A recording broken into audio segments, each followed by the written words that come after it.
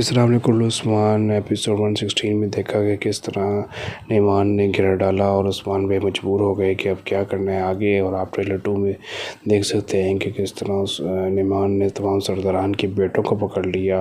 उधर से एक और चाल चली बेंगे खातून ने अपनी बेटी के ख़िलाफ़ ही, और उसने आसपा खातून ने कह दिया कि इसको मैंने जहर दिया उस्मान भाई के बेटे को अलचची के कहने पर।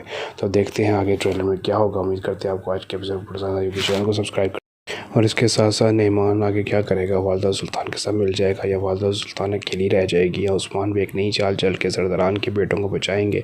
तो आने वाला एपिसोड बहुत ज़बरदस्त और जानबाज और बेहतरीन होने जा रहा है। सबसे अच्छी रेटिंग जा रही है उस्मान सीज़न 4 की। तो उम्मीद करते हैं कि आपको यह एपिसोड पसंद आएगा, ट्रेलर 2 पसंद आएगा। चैनल को लाइक कर दीजिए, वीडियो को लाइक कर दीजिए, कमेंट कीजिए, सब्सक्राइब कीजिए।